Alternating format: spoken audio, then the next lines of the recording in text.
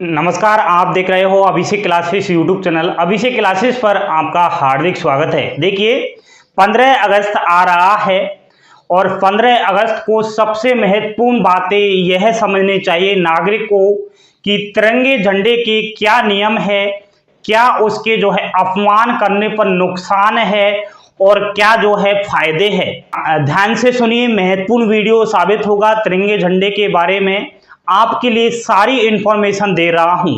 खासकर दोस्तों, मजे की बात यह होती है कि 15 अगस्त 26 जनवरी के दिन 15 अगस्त निकल जाता है, दूसरे दिन अखबारों के माध्यम से या फिर न्यूज चैनलों के माध्यम से क्या खबर आती है कि कोई नेता ने गलत झंडा फहरा दिया है, उल्टा कर दिया है, गलत नियम अपनाते हैं ये नेता लोग। तो खासकर नेता लोग सुन लीजिए, ये जो झंडा फहराते हैं ना दोस्तों, इनका ध्यान झंडा फहराने पर नहीं होता है, इनका मकसद कुछ अलग ही होता है। वोट का कुछ ऐसे मकसद होता है।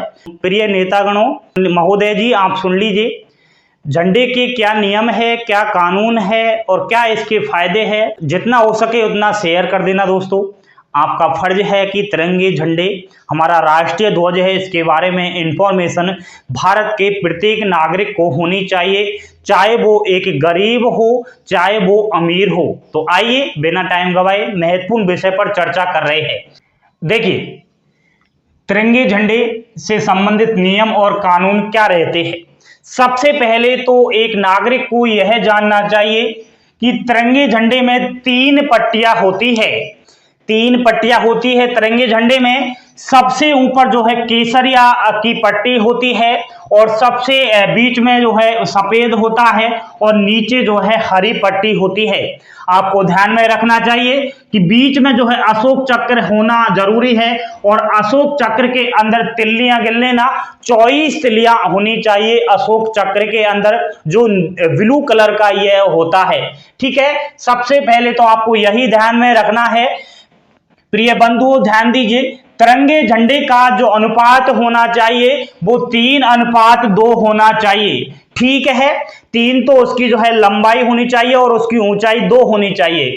देखिए, यह भी जानना आपके लिए बेहद ही जरूरी है कि भारत में 3 जगह ऐसी है जहां पर 3:2 में तिरंगा झंडा नहीं फहराया जाता है। वहां पर 21:14 में तिरंगा झंडा फहराया जाता है। वो कौन कौन सी जगह है? देखिए, पहला तो है नाहरखंडा किला, कर्नाटक के अंदर आता है। दूसरा आपका पनहाला किला महाराष्ट्र के अंदर है और ग्वालियर का किला ये मध्य प्रदेश के अंदर है। यहाँ पर जो झंडा है वो 21:14 में फहराया जाता है। ठीक है, देखिए, किसी को याद नहीं रहता है। ठीक है, जो गरीब ईमानदार जो किसान होता है उसको तो सब याद रहता है, वो जानता है एक राष्ट्र ध्वज की कीमत क्या होती है, राष्ट्र ध्वज आखिर क्या होता है। तो जिनको याद नहीं होता है, इस वीडियो को देखने के बाद वो 15 अगस्त के दिन भूल जाएंगे कि कैसे कुछ करना है। तो अगर आपको ऐसे याद नहीं हो कि सबसे ऊपर कौन सी पट्टी रखनी है, तो ये आप काम करना कि केसरिया रंग की जो पट्टी है वो सबसे ऊपर होती है और केसरिया रंग हमेशा बलिदान का प्रतीक होता है। ठीक है, और बलिदान के प्रतीक में सबसे ऊपर यह भी आपको लिए जानना जरूरी है कि सापा सबसे ऊपर पहना जाता है सिर पर, वो बलिदान का प्रतीक होता है। तो सबसे ऊपर क्या पहना जाता है? सापा पहना जाता है। तो सबसे ऊपर कौन सा रंग रहता है? केसरिया रहता है। ठीक है, देखिए, नियमों की अगर बात करें दोस्तों, झंडे के जो नियम बने थे 1950 में भी बने थे, 71 में बने थे, 2002 के एक्ट में ये नियम बने थे। ठीक है, संशोधित भी हुए हैं टाइम टाइम पर। तो ये चीज आपको ध्यान रखनी है। एक और बात दोस्तों महत्वपूर्ण है, काफी लोग क्या करते हैं, कहते हैं कि सूर्योदय से पहले झंडा नहीं फहराना चाहिए। बिल्कुल सही है, तो सूर्योदय नहीं होता उससे पहले झंडे को कभी नहीं फहराना चाहिए किसी भी जगह। ठीक है, एंड सूर्यास्त के बाद भी झंडे का फहराना गलत है, लेकिन ऐसा बिल्कुल नहीं है दोस्तों। अगर झंडा फहरा दिया है, रात में भी आप नहीं खोल सकते उसको, तो कोई दिक्कत वाली बात नहीं है। वैसे नियम तो है लेकिन ऐसी कोई दिक्कत नहीं है। एक इस बात का ध्यान रखना, अगर रात में झंडा नहीं खोल सको तो झंडे के ऊपर जो है लाइट का उजाला होना चाहिए, ठीक है। अंधेरा बिल्कुल नहीं होना चाहिए, झंडे के आसपास उजाला अवश्य होना चाहिए। ये चीज आपको ध्यान में रखनी है, रात में झंडा खोला नहीं जाए तो, ठीक है। तो उजाला रखना जरूरी है। देखिए, राष्ट्रीय ध्वज जो होता है भारत देश का झंडा, ठीक है, इसको सबसे ऊपर फहराया जाना चाहिए। इससे ऊपर ना तो किसी धार्मिक का झंडा फहराना जरूरी है, ना ही राजनीति और ना ही कोई कंपनी का, किसी का भी जो है झंडा ऊपर नहीं होना चाहिए, राष्ट्रीय ध्वज से नीचे ही चाहिए। चाहे आप धार्मिक, राजनीति किसी भी कंपनी का हो, नहीं चलेगा, ठीक है। भारत देश का झंडा ऊपर होना चाहिए, उसके नीचे आप लगा सकते हैं इस प्रकार का, ये चीज ध्यान में रखना है। एंड एक और बात दोस्तों, झंडा फटा हुआ नहीं होना चाहिए, बिल्कुल भी फटा हुआ झंडा नहीं चलता है, ये नियम कहता है। ये अपमान होता है कि झंडे को जो है बिल्कुल फटा हुआ नहीं रखना चाहिए। एंड दोस्तों, यह भी होता है जो शैतानी वर्ग से रहते हैं, वो क्या करते हैं, राष्ट्रीय ध्वज के बीच में कुछ अलग शब्दों का प्रयोग करते हैं, अपना नाम लिख देते हैं या फिर कुछ आई लव इंडिया वगैरह कुछ भी लिख देते हैं झंडे के बीचों बीच। ये सरासर गलत है दोस्तों। झंडे के अंदर कोई भी वर्ड नहीं लिखना चाहिए, ठीक है। बिल्कुल तिरंगे पर कुछ भी लिखे नहीं, यह ध्यान में रखने वाली बात है। एंड ये भी जरूर फॉलो करना चाहिए, झंडा साफ सुथरा धुला हुआ होना चाहिए। और ऐसे भी होता है दोस्तों, मान लीजिए झंडा किसी कारणवश फट गया, कोई उसमें मिस्टेक हो गई, फटा हुआ आ गया, या फिर जो है उसका रंग ऊपर नीचे हो गया, जैसे केसरिया नीचे हो गया, हरा ऊपर हो गया, झंडा बनाते समय गलती हो जाती है जाने अनजाने में, तो उसको अगर नष्ट करना चाहो तो कर सकते हैं, ऐसा नहीं है। लेकिन किसी सार्वजनिक जगह पर उसको नष्ट नहीं कर सकते, ठीक है, जला नहीं सकते। किसी सार्वजनिक जगह पर किसी पब्लिक के सामने उसको जला नहीं सकते, कोई भी नष्ट नहीं कर सकता। अकेले में आप ये काम कर सकते हो, बिल्कुल ये आपके लिए ध्यान में रखने वाली बात है, ठीक है।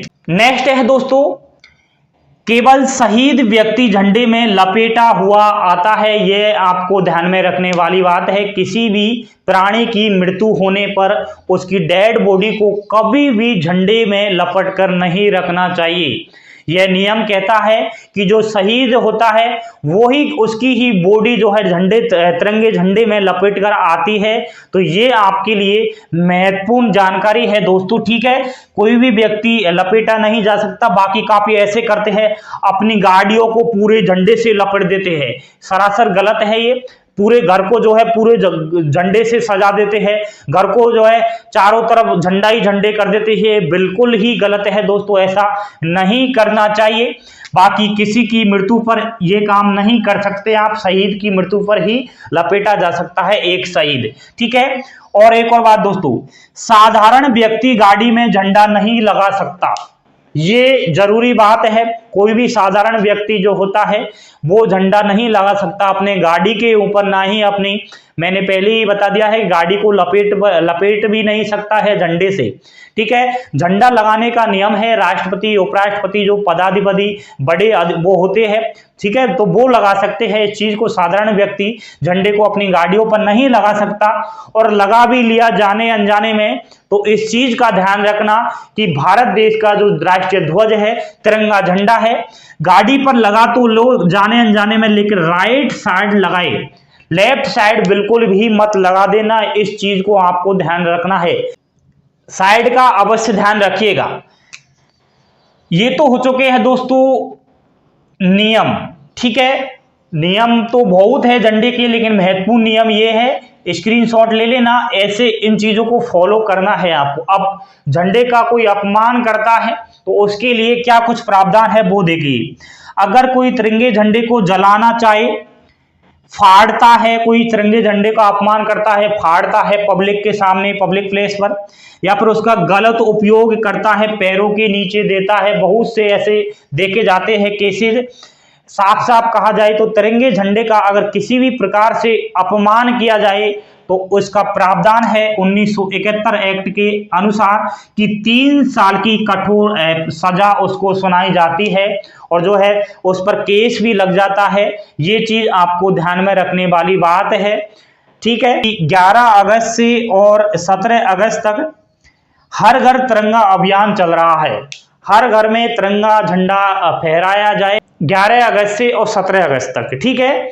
लेकिन इसका विरोध भी सामने आया था दोस्तों, विरोध करने लगे थे। अब विरोध इसलिए करने लगे, इसके पीछे रीजन ये है कि तिरंगे झंडे का जो कपड़ा होता है वो प्योर भारत देश का होना चाहिए, खादी का होना चाहिए।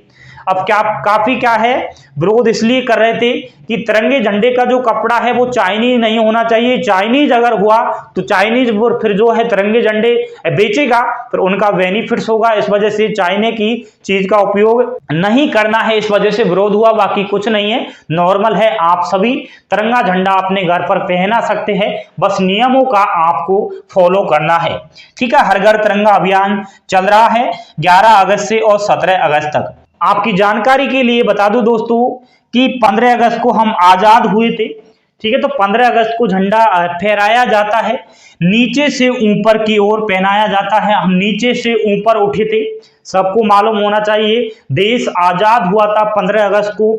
इस चीज का हमें गर्व होना चाहिए, खुशी होनी चाहिए। झंडा हमेशा देखा जाता है नीचे से ऊपर की साइड लिया जाता है जब तिरंगा झंडा पहनाया जाता है। तो एक और बात, 15 अगस्त के दिन प्रधानमंत्री के द्वारा तिरंगा झंडा पहनाया जाता है। कहां पर? दिल्ली के अंदर लाल किले पर तिरंगा झंडा पहनाया जाता है 15 अगस्त के दिन।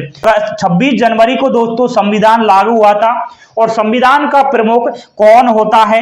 राष्ट्रपति संविधान का प्रमुख होता है। तो इसी के द्वारा तिरंगा झंडा राष्ट्रीय फहराया जाता है, और ये जो है राजपथ दिल्ली के अंदर फहराया जाता है।